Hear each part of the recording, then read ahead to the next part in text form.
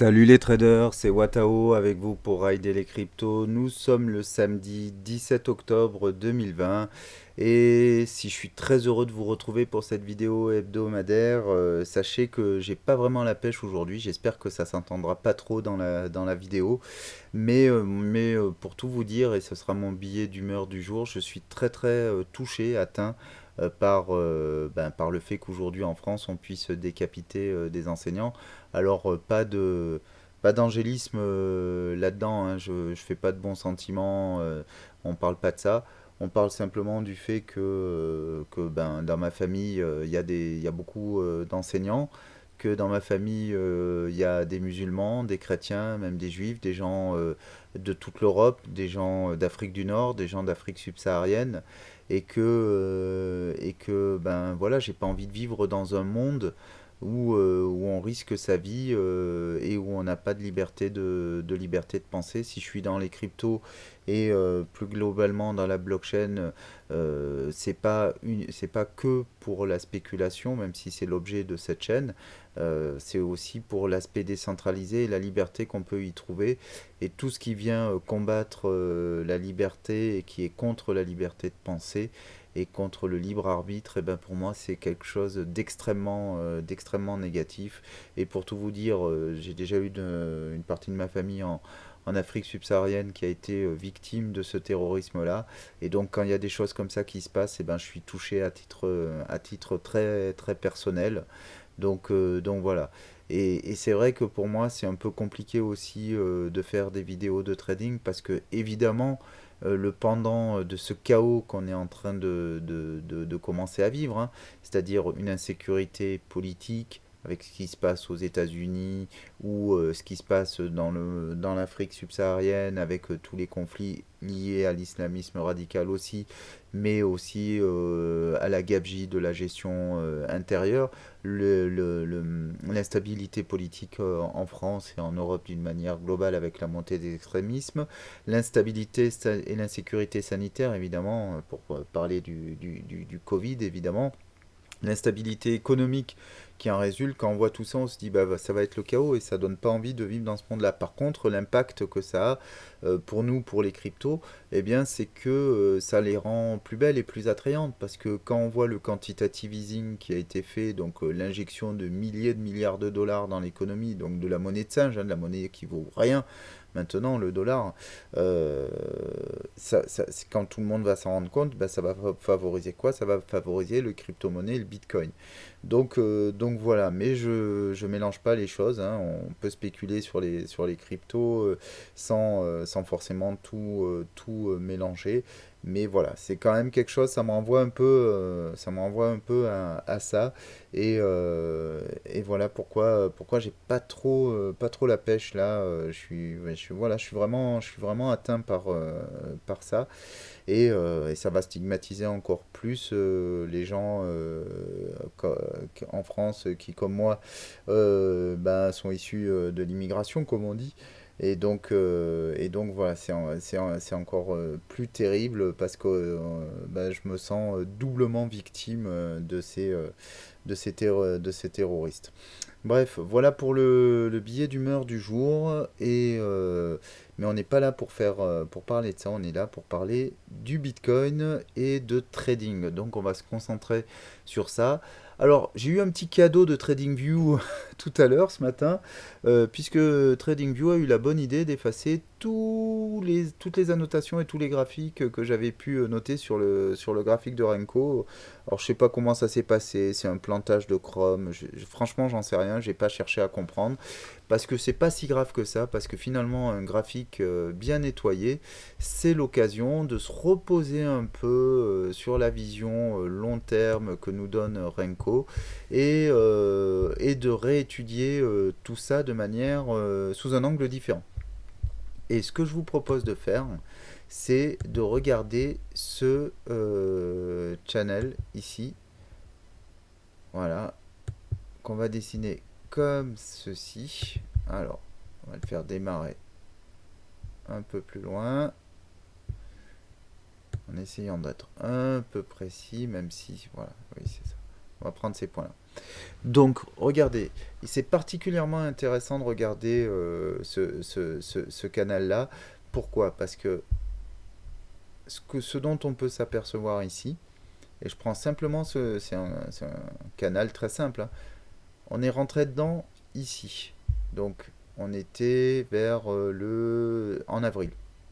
Après, donc on avait eu ici le dip de mars, boum, boum, boum, et là on rentre dans une période un peu plus comment dire, mouvante, et très clairement quand on était là, hein, sur le mois de mai, juin, jusqu'ici, jusqu'ici en juillet, eh bien globalement on se disait on a atteint des plus hauts, et regardez ici, divergence baissière entre ce plus haut sur le RSI, ce plus bas sur le RSI, et ce plus bas sur le prix, et ce plus haut sur le prix. Divergence baissière, et là on se disait, bah tiens, ça va dropper, et pas du tout. On est parti ici, on a grimpé très facilement au niveau des 12 000, des 12 300 $, et puis on a réintégré ce canal. Et regardez le canal. Ici, je commence à dessiner le haut de mon canal, ici le bas. Boum. Je rebondis, j'échoue, je reviens ici, deuxième trait, donc bas de mon canal dessiné. Nouvelle tentative pour aller plus haut, on échoue. On revient encore rebondir ici avec une zone de range assez marquée au niveau Renko, hein, avec ces bougies vertes, rouges. Et là, paf, on repart vers le haut, on pète le haut du canal. On va jusqu'à ce niveau-là, on va toucher d'autres résistances horizontales dont on parlera tout à l'heure. Et puis on revient prendre appui sur le canal, on repart vers le haut, on redescend, on reprend appui sur le canal, soubresaut, boum, magnifique épaule, tête, épaule, tête, épaule, et là, boum, on va chercher le bas de mon canal. Donc, bas de mon canal qui est confirmé 1, 2, 3, 4, 5 fois, puisque ici on refait un petit rallye haussier pour revenir tester le bas du canal. Et là, on est en train de faire quoi? On est en train de repartir vers le haut de mon canal. Et donc, on peut se dire, ben évidemment, les scénarios, vous les connaissez aussi bien que moi. Ils sont de se dire, pourquoi je fais ça? C'est pas du tout ça que je veux faire. Ils sont de se dire que je peux faire, qu'est-ce que je veux? Je veux ma flèche qui est ici, voilà. Qui est de se dire, allez, court terme, on est un peu bearish en ce moment. Eh bien, ça veut dire, on peut sauter aux conclusions et dire, je vais aller voir le bas de mon canal, avec ici deux possibilités, rebond, ou je traverse et je vais plus bas. Scénario bearish, parce que pour moi, si on traverse, clairement, on va aller au moins chercher ici la moyenne mobile, mais potentiellement vraiment plus bas. Scénario plutôt, on est en range, donc je poursuis. Ici, je rebondis sur mon canal et je retourne chercher le haut du canal ici, et puis après peut-être encore le bas, etc. Et là, on part en dérive comme ça, mais avec un mouvement plutôt haussier continu, exactement comme on l'avait connu ici. Vous voyez? Et là, les bears sont dans le déni. Oui, on va dropper, parce que finalement, on ne fait pas de plus haut sommet, ou voire même on fait un plus haut sommet, mais à un moment donné, on continue finalement à faire des plus hauts creux. Et donc, on reste dans un mouvement globalement haussier, comme on a connu finalement depuis mai, hein. C'est ça que ça veut dire qu'on fait ce bas de canal. On fait toujours des plus hauts creux. Donc, globalement, long terme, on est haussier du point de vue Renko. Et puis, autre scénario, bien sûr, extrêmement bull, c'est je pète to the moon direct, ou plus probablement, je reprends ici une petite respiration, false breakout, et je repars vers l'eau. Voilà.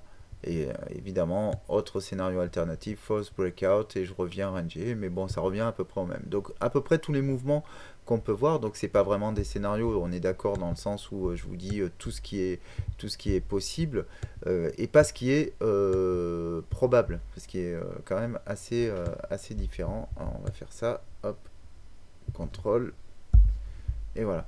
Et on fait partir tout ça. Alors, comment on peut... Ah zut, je suis bête.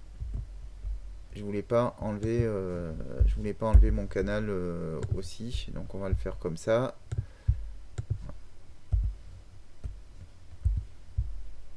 On va nettoyer tout ça. Alors, sur quoi on peut s'appuyer pour savoir, pour se donner non pas les scénarios possibles, mais les scénarios probables, ou en tout cas quels vont être les niveaux de vigilance qu'on doit avoir. Ben, vous le savez, évidemment, et c'est ce qu'il y avait précédemment sur mon graphique, ce qui va nous donner ça, c'est les supports et résistances horizontaux. Alors, on en avait pas mal, on va les reprendre en partant des plus bas. Ici, sur Renko, la puissance de Renko, c'est ça. C'est qu'avec les briques comme ça de taille fixe, on voit très bien les niveaux de prix qui font support et résistance. Par exemple, ici, voilà, on est venu, ici on a clairement un niveau de prix. Alors je vais le mettre en jaune qui a été ici une résistance un support pardon à la baisse hein, ici puisqu'on a même eu un range et voilà qui nous a soutenu et qui était avant précédemment ici une résistance contre la hausse. Ici, pareil, résistance contre la hausse. Voilà, c'est des niveaux de prix qu'on a déjà retesté plusieurs fois. Une fois qu'on est parti, et là, effectivement, c'est le cas, hop, je viens ici. On a ces niveaux de prix ici qui nous ont servi aussi de support. Le petit range qu'on a connu là, ici, début octobre. Donc, niveau de prix qui nous a servi qui a pas été une vraie résistance à hausse, mais qui est venu ici en support pour contre un retour baissier. Et derrière, ben, comme on a eu trouvé support ici, ben, on est parti vers le haut, hein, comme de bien entendu. Et ici, regardez, on est coincé sur un niveau de prix qui correspond en fait, hop, on va le faire ici, voilà, à ce niveau-là. Et là, c'est magnifique, hein, regardez. Ici, ça a été deux fois, ça a été support. Là, on est au-dessus, on est en train de faire une petite mèche, là, une petite brique au-dessus, mais si on est rejeté, eh ben ce sera à cause, ce sera parce que ce niveau de prix nous aura servi aura été une résistance. Et puis même si on va dans le passé, ici voilà, on voit une mèche aussi comme ça qui est à ce niveau de prix. Ici support, ici résistance. Donc voilà, donc ça c'est un niveau de prix, les 11 400, qui a vraiment été significatif. Et puis après, ben, qu'est-ce qu'on a? On a ça, évidemment. Ici, les 11 800, regardez, qui a été pertinent. Alors là, on peut le diviser en trois niveaux. Hein. Ça, voilà, 11 900. Et ici, cette pointe autour des 12 000. Et puis évidemment, après, on va voir ce niveau-là, notre plus précédent sommet. Ce qui est intéressant, c'est que ici, vous regardez entre 11 000, là c'est les 11 800 et les 12 000, et ben on est sur le haut de notre canal. Donc ici, clairement, c'est là où il va falloir être attentif pour voir si on a un faux breakout ou si au contraire on part vers le haut ou si on est rejeté. On a tout ça qui va servir de résistance et qui va nous pousser vers le bas. Donc pour ceux qui auraient envie de prendre des shorts, bah, ça va être là la zone pour prendre des shorts. Pas vraiment ici. Ici, on est au milieu du gué. Hein. Donc c'est pas une zone super top, même si effectivement on a cette résistance. Mais voilà, elle est pour moi un peu plus faible que celle qu'on va trouver ici parce qu'on est au milieu de ce canal haussier, donc dans une zone plus incertaine. Elle sera beaucoup plus forte ici. Ici, prendre un short fait du sens. Ici, c'est beaucoup plus risqué. Ok. D'autant que regardez au niveau RSI, dernier point, voilà, on a encore de la marge pour aller plus haut, y compris si on poursuit cette trendline baissière. Euh, hop, si on joue la baisse parce qu'on considère que ici on a une divergence baissière hein, entre ce plus haut sur le prix, plus haut sur le prix, plus haut sur le prix, plus bas dans le RSI. Donc on a une divergence baissière ici. Et si on considère qu'ici donc on a changé de mouvement, et bien notre RSI peut remonter jusqu'à ce niveau-là, jusqu'au 80%, avant de repartir plus bas. Et donc ça vient plutôt, ça plaide plutôt en faveur d'une continuation haussière jusqu'à ces niveaux-là avant de repartir plus bas si on veut trader ce mouvement short. Ok. Dernier point au niveau du stochastique, effectivement on est plutôt dans la zone on va dire surachat, mais on n'a pas encore croisé et surtout ça peut durer extrêmement longtemps. Donc c'est pas un indicateur pour tout de suite shorter au niveau du stochastique dans Renko. Bon, je pense que c'était utile de se donner ce petit point Renko et je sais que la plupart d'entre vous n'utilisent pas Renko dans leur trading, mais on voit qu'il est particulièrement pertinent en ce moment pour se donner un petit peu des grandes lignes pour l'analyse de nos autres indicateurs plus familiers et plus habituels, que sont bien sûr Ishimoku et Elliott Wave. Allez, en Ishimoku, qu'est-ce qu'on peut se dire? En mensuel, bon, bah, pas de changement depuis la semaine dernière, je vais passer rapidement. Simplement, on est à la moitié du mois et on a toujours cette belle bougie verte qui se retrouve rejetée pour l'instant, capée par la SSA qui nous empêche d'aller plus haut, même si on a méché au-dessus de la SSA et au-dessus du nuage. Donc, bien sûr, en mensuel, ce qu'on voudrait voir pour une continuation haussière, c'est une clôture mensuelle dans 15 jours au-dessus du nuage au-dessus de la SSA, ce qui serait un signal bullish, et aussi au-dessus de cette mèche-là, voire bien au-dessus de ce niveau-là, parce que regardez, si on fait ça, pour l'instant, notre mèche, bah, voilà, nous fait une petite tendance baissière, là, un petit cap baissier des plus bas sommets, mais on reste avec des plus hauts creux, hein, ici, donc comme dans Renko. Et donc, voilà, on est toujours dans ce. On fait un petit triangle là en mensuel, mais un triangle qui, pour moi, pourrait être plutôt un triangle de continuation haussière, pas de retournement. Ok? Donc, mensuel, pour l'instant, voilà, on attend, on doit attendre. On va passer sur le weekly. En weekly, ben, on va voir demain ce que nous donne la clôture. C'est sûr que là, ce petit doji rouge, il n'est pas de très bon augure. Parce que ça peut nous faire une étoile du soir, hein, c'est-à-dire un signal de retournement, une figure de retournement en chandelier, en candlestick japonais. Après, hop, en chandelier japonais. Après, est-ce que on est baissier en weekly? Bah non, on n'est pas baissier en weekly. Notre Kumo, il est toujours bien vert. Notre pince ici, notre clos, notre cyclo, notre pince sensée, elle est toujours bien ouverte. Elle ne fait pas encore mine de se refermer. Je vous renvoie sur les vidéos de Chaos Trader pour l'explication de ce qu'est la pince sensée. Mais en gros, il dit que quand les deux, la Tenkan et la Kijun, s'éloignent, et ben, elles ont toujours tendance à se rejoindre et à se refermer, mais ça peut durer très longtemps. Exemple ici, voilà, faire des grosses bulles comme ça avant de se refermer.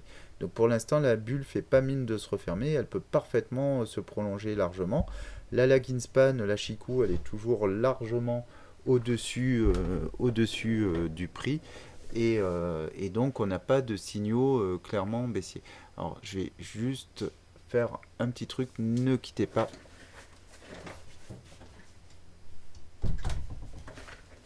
Et voilà, je suis revenu. Parce que je veux pas faire de montage, donc j'ai fermé la porte. Donc voilà, donc on reste plutôt haussier, avoir la clôture de cette semaine, on peut avoir une étoile du soir qui serait un signal plutôt bearish, mais pas encore très significatif parce que là pour l'instant, si on clôture sur quelque chose qui ressemble à ça, on clôture au-dessus de la Tenkan weekly et donc on n'a pas encore, donc le prix est au-dessus de la Tenkan, ce qui resterait un signal, enfin une configuration haussière, puisque la semaine dernière, on est venu clôturer au-dessus de la Tenkan après avoir fait plusieurs semaines dessous. D'accord? Donc, weekly haussier, daily. Ah, le daily. Alors, qu'est-ce que ça nous dit en daily? Non, le daily, il est super intéressant du point de vue Ishimoku. Pourquoi? Parce que qu'est-ce qu'on voit? Alors, ici, on avait eu notre signal haussier. D'accord? Et c'était pas évident, hein. Quand on dit la Tenkan passe au-dessus de la Kijun, c'est un signal haussier, ben, clairement, moi j'ai pas acheté là, hein. C'était pas suffisant. On avait le prix qui était quand même en dessous du nuage. Mais vous voyez, on a fait des plus hauts creux déjà.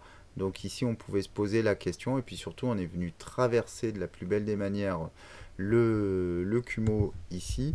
Et depuis, on est au-dessus du nuage au niveau du prix, on est au-dessus de la Tenkan et de la Kijun, donc on est sur des signaux très bullish. Ce qu'il est un peu moins, c'est que notre Shiku, notre lagging span, elle nous confirme pas encore la hausse puisqu'elle est encore dans le nuage et qu'on voudrait la voir sortir du Kumo pour avoir une confirmation haussière, sachant que par contre, elle est déjà au-dessus du prix, au-dessus de la Kijun et au-dessus de la Tenkan. Ce qu'il faut remarquer aussi ici, c'est que le plat de SSB ici nous fait un énorme support, super puissant. Ici, vous voyez, la mèche, elle est venue trouver appui sur la Tenkan, bougie verte. Là, on a effectivement des bougies, pas mal de bougies baissières et des grosses mèches, mais aucune qui même vient toucher la SSB. Donc cette SSB, là, ce plat de nuages, il nous sert d'énorme support. Ici, la Tenkan aussi, on le voit sur la bougie du jour, on nous a servi de support par rapport à cette mèche-là. Maintenant, si on en vient à clôturer sous la Tenkan et a fortiori sous la SSB, on sera vraiment dans quelque chose de beaucoup plus bearish parce qu'on va réintégrer le nuage ici. Et si on vient percer ici la Kijun, là on pourra se poser la question. Donc ça, c'est vraiment des niveaux à regarder. Mais sinon, du point de vue daily, pour moi là, on est plutôt dans quelque chose voilà, hein, hop, de type rangy quoi. Ça, on est dans cette configuration là, on a un petit range à regarder à ce niveau là, comme on l'a vu précédemment. En tout cas, la SSB, c'est notre niveau de surveillance. Si on regarde en 12 heures, vous savez que le 12 heures est particulièrement pertinent dans Ishimoku sur Bitcoin. Donc au niveau 12 heures, les signaux sont un poil moins bullish au niveau du prix puisqu'il est passé sous la Tenkan. D'accord, même si la Tenkan et la Kijun sont bien décroisées, là on est entre les deux. Donc on voit cette inflexion baissière. Par contre, le nuage reste bien vert est toujours largement ouvert, il n'est pas en train de switcher, notre lagging span elle est bien au-dessus du prix, mais bon effectivement voilà, on est pile poil sur un niveau là qui est entre deux, et effectivement il n'est pas exclu qu'on vienne ici prendre appui sur la Kijun qui à mon avis correspond 11 136, correspond au final à notre SSB en daily, je vérifie juste ça. 11 183, ouais, à peu de choses près. Bah, allez, à beaucoup de choses près. À 50 balles, à 50 dollars près. Non, mais on est à peu près sur les mêmes niveaux. Et donc, en tout cas, on va surveiller cette Kijun en 12 heures. Elle doit nous servir de support. Donc, ce serait pas complètement délirant ici d'aller acheter ces niveaux-là pour jouer le range. Moi, je sais pas faire hein, ça. Je vous conseille pas du tout de faire du trading de range parce que je suis pas du tout pertinent sur le sujet. Je me fais rétamer chaque fois que j'essaie de le faire. Après, dans le 4 heures, alors qu'est-ce qu'on attend du 4 heures? On attend de nous donner une indication évidemment par rapport au time frame supérieur et par rapport aux 12 heures.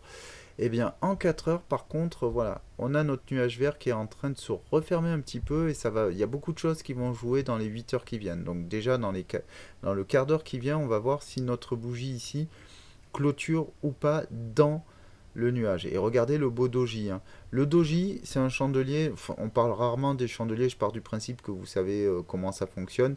Mais là, le doji, c'est une figure d'incertitude hein, avec le corps en fait, le prix ne fait rien.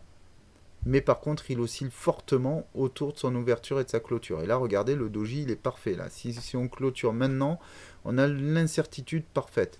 Et on est venu faire quoi? On est venu tester ici la Kijun. et on a été rejeté, on n'a pas réussi à la passer et boum, du coup on est renvoyé vers notre cours d'ouverture. On est venu ici, on a pénétré dans le nuage, mais regardez ici, si on prend ces clôtures, notamment ces deux gros corps de bougie, mais tout ça, vous voyez le niveau de support que ça nous dessine ici. Donc on est venu prendre ce niveau de support là, et boum, on a été rejeté. Maintenant, si on finit, et on va le voir peut-être d'ici la fin de la vidéo, si on finit et qu'on clôture dans le nuage, c'est quand même un signal plutôt baissier, parce que quand on est dans le nuage, on rentre dans l'incertitude, et d'autre part, bien évidemment, notre Tenkan a croisé sous la Kijun. Donc ça, c'est un signal de baissier, de baisse. Donc après, ce à quoi on peut s'attendre ici, c'est de venir reprendre appui ici sur ce support, mais ça, c'est pas un support très puissant. Le support très puissant, c'est celui de la SSB, ici du bas de mon nuage. Donc, ce serait pas étonnant d'aller chercher plus bas ici du point de vue Ishimoku. Maintenant, voilà, vous voyez, on est en train de faire cette bougie-là.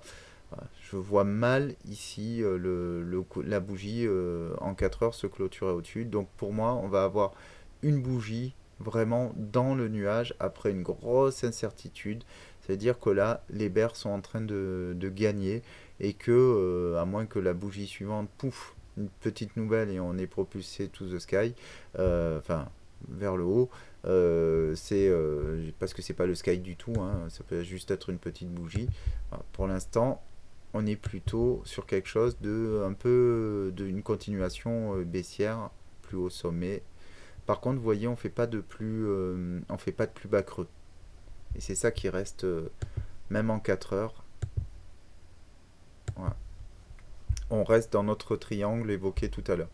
Donc, pour qu'on soit vraiment bear, il va falloir que le cours vienne ici casser ce niveau-là, casser le bas de cette bougie-là et le bas de mon triangle.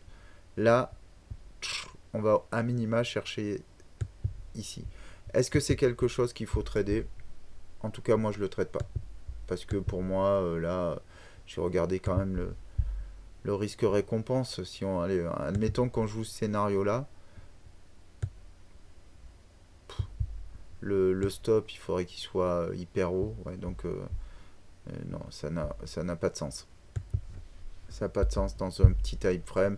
Après, c'est du scalping, mais moi, je ne traite pas ça. Ok, on va quand même regarder, jeter un coup d'œil dans le 1 heure. Dans le 1 heure, bon, on retrouve notre doji 4 heures ici, hein. On voit bien, voilà, on est allé chercher beaucoup plus haut après une grosse mèche ici. Voit aussi qu'il y a un peu plus de volume là dans les 8 dernières heures, ça c'est intéressant. Mais on est plombé, et là la chape de plomb, hein. J'ai envie de dire, regardez ici. Alors si vous voulez faire du day trading, regardez, voilà. Votre playground, il est là. Votre zone de jeu, elle est là. Moi, sincèrement, je ne sais pas trader ça, mais par contre, si je savais le trader, voilà. Ici,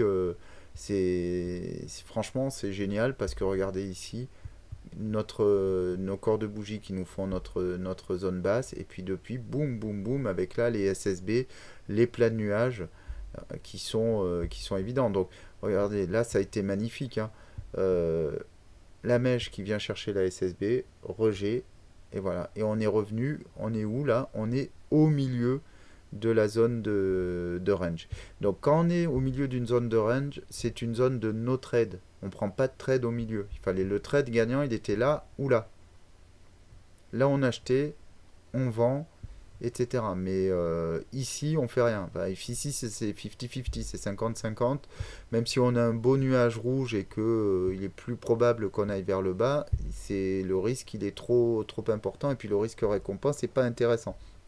Donc, si vous voulez trader ça, maintenant qu'on est dans cette direction, c'est plutôt de l'achat ici pour jouer la réintégration. Et là, on a peut-être un truc intéressant, on va regarder ensemble. Voilà, on va chercher sous la mèche là, parce qu'on peut parfaitement aller rechercher cette mèche ici. Et ici, on a un ratio de 2,73, c'est pas mal.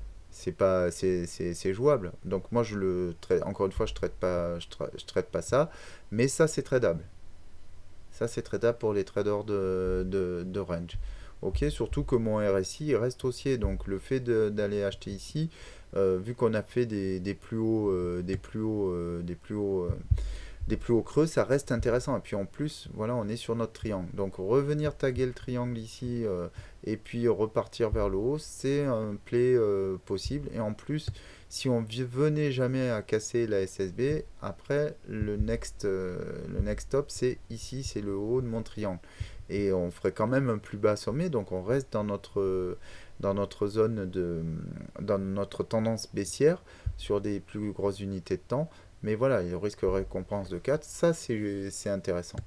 Ok, donc voilà tout ce qu'on peut dire sur Ishimoku. J'ai été plus long que d'habitude sur Ishimoku, mais là il y a des choses intéressantes à regarder selon votre type de trading.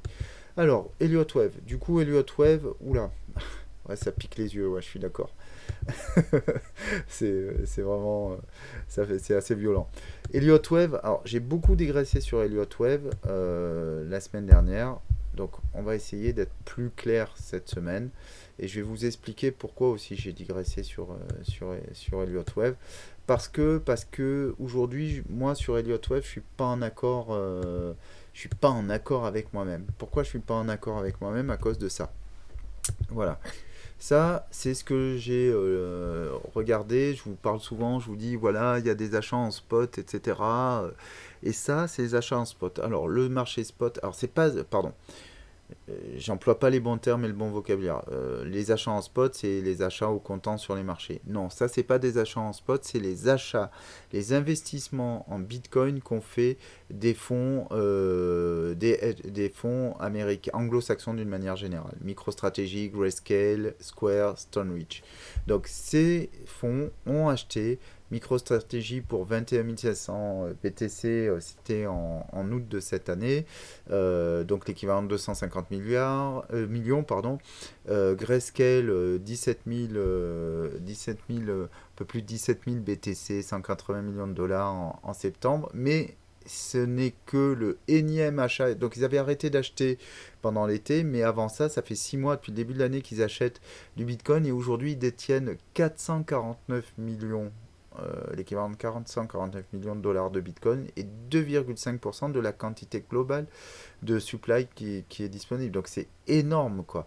Square aussi. Donc ça veut dire quoi? Ça veut dire que les institutionnels, c'est pas la première fois que je vous tiens ce discours-là, mais c'est la première fois que je vous mets les chiffres. Les institutionnels achètent du Bitcoin, mais ils l'achètent pas sur les marchés, parce que évidemment, quand on achète des telles quantités, bah, ça fait beaucoup bouger les marchés. Donc il faut, enfin c'est compliqué, il faut faire plein d'ordres, de petits ordres pour pas trop bouger le marché, mais ils l'achètent plus probablement over the counter, c'est-à-dire dans le marché de gré à gré. Et ça veut dire quoi? Ça veut dire que ça empêche au final le Bitcoin de baisser, mais qu'on ne le voit pas forcément se manifester dans les cours. Donc du coup, ça veut dire quoi? Ça veut dire que ça se retrouve dans notre analyse technique, mais de manière indirecte. Je m'explique. Globalement, moi je suis bearish sur le marché depuis un moment, parce que quand on regarde le marché depuis les plus hauts ici, depuis les plus bas, je veux dire de mars, on pouvait se dire, ben là on a, on a globalement atteint des sommets, on a fini un premier mouvement haussier et on devrait aller voir plus bas. Donc entre ici et ici, on a fini un cycle, hein, et on devrait avoir un cycle inverse. Par exemple, au niveau du stochastique, ici, ça me dit ça aussi. Ça me dit, on va repartir vers le bas. Sauf que, eh ben, tous les shorts qu'on a pris, ils ont pas été, ça n'a pas été des gros shorts. Alors, on en a pris avant qui ont été fait perdre, ben là, des 1000 dollars, des choses comme ça. Ça, c'est des shorts intéressants. Mais là, on a eu que des petits shorts, rikiki. Et puis, mine de rien, on l'a assez répété précédemment, plus haut creux. Plus haut sommet, plus haut creux. Tendance haussière. Une tendance qui reste haussière. Et donc, sur cette période-là. Et donc pourquoi? Ben parce que en fait le cours est maintenu hors marché, donc ça se traduit dans le marché par une faiblesse des bears, parce qu'il y a des gens qui achètent parce que derrière le prix est maintenu par ces fonds, ces institutionnels qui achètent du Bitcoin. Et s'ils achètent du Bitcoin, c'est pas pour rien, c'est parce qu'ils pensent que à 10 000 dollars, c'est pas cher. C'est pas cher. Parce qu'eux, ils savent que demain, ça va valoir peut-être 50, 100 000. Je n'irai pas jusqu'au million, mais en tout cas beaucoup plus. Et en tout cas, nous, c'est aussi ma vision long terme sur le Bitcoin. Donc, c'est même si je suis bearish par rapport à l'analyse technique et je me dis mais c'est pas possible. Ici, je dois faire une ABC et je dois venir combler ce gap parce que ça c'est élégant du point de vue Elliott Wave et du point de vue de l'analyse technique. Dans ma vision bullish long terme, me dire que ici, alors ça c'est pas beau, mais ça serait un truc comme ça, hein. Mais de me dire ici, je viens faire une 2, je comble le gap et derrière, to the moon, ça c'est élégant. Ça c'est une belle ABC, etc. Et j'ai envie de voir ça. Mais sauf que le marché, bah, il va peut-être pas me faire ce plaisir-là. Parce que là, j'aurais une flat, hein, 1, 2, 3, 1, 2, 3, boum, on drop, on vient combler le gap et on repart vers le haut. Et je vous avais même dit à plusieurs reprises dans mes vidéos précédentes, en plus, moi, ça pourrait même être une flat étendue, faire quelque chose comme ça, et pourquoi pas venir à ce moment-là, placer ma 2 plus bas, et là avoir aussi quelque chose de très propre au niveau de cette impulsive en jaune là, parce que je trouve que le retracement ici est pas suffisant pour cette 2. Mais bon, voilà. Il y a la beauté d'Elliott Wave, etc. Des belles vagues bien dessinées, bien propres, qui collent bien à la théorie. Et puis il y a la réalité de ce qui se passe. Donc c'est pour ça que c'est aussi compliqué. Et moi je suis ambivalent entre les deux. C'est-à-dire je suis bearish court terme parce que le Elliott Wave me dit bear. Mais en même temps je vois que bah, ça peine, ça marche pas. Et qu'il y a tous ces achats en spot. Donc pour l'instant, prudence, tout simplement prudence.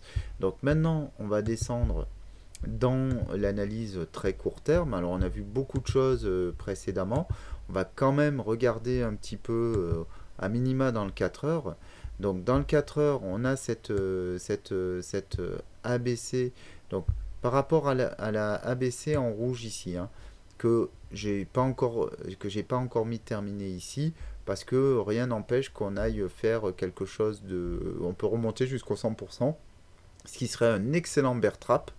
Et on en a connu quelques-uns des bear traps ces derniers temps. Donc voilà, mais on a ici ce niveau-là à passer et ce niveau-là. Et c'est pour ça que la dernière fois, je vous avais remis les fibos, donc je les remets ici. Voilà. Ah, mais j'ai plus l'aimant. C'est pour ça que ça fait du n'importe quoi. Bon, de toute façon, quand il y a l'aimant, ça fait du n'importe quoi. Et quand il n'y a pas l'aimant, ça fait du n'importe quoi. Donc, ici, si je mets mon Fibo à ce niveau-là, voilà, mes targets, hop, ici. Alors, juste, je vais reprendre mon aide-mémoire, parce que les targets, voilà. Donc, aide-mémoire sur les targets. Ici, j'ai tac, tac, tac. 76,4, 85,4 pour ma zigzag. Donc, je reviens sur mon écran. 76,4. Ici, je ne l'ai pas vraiment atteint. Donc, c'est pour ça que ça serait bien de venir le chercher. Et 85,4 qui vient ici par rapport à mon précédent plus haut, ça commence à faire un beau bear trap. Et si je suis sur une étendue, c'est les 123, c'est même carrément là-bas. Donc c'est pour ça que pour l'instant, on va rester dans le scénario bearish. Peut-être qu'on va arriver à poser ici ce sommet de B et ce sommet de C ici, mais si ça se trouve, ça continue. Ok? Donc voilà le scénario. Et oui, et bien sûr, scénario alternatif, si jamais on part plus haut, bah, ça veut dire qu'en fait, mon bas de 2, il était ici. Et ça, c'était cohérent, on l'avait déjà vu, mais ça retrace déjà 61,8 de la vague 1, je crois, à peu près, même un peu au-delà, il me semble. Et donc, là, après, bah, 1, 2, 3, 4, 5, et voilà. Et là, j'ai potentiellement une impulsive. Ok? Donc, on a vraiment, pour moi, les deux scénarios haussier et baissier sont très difficiles à départager.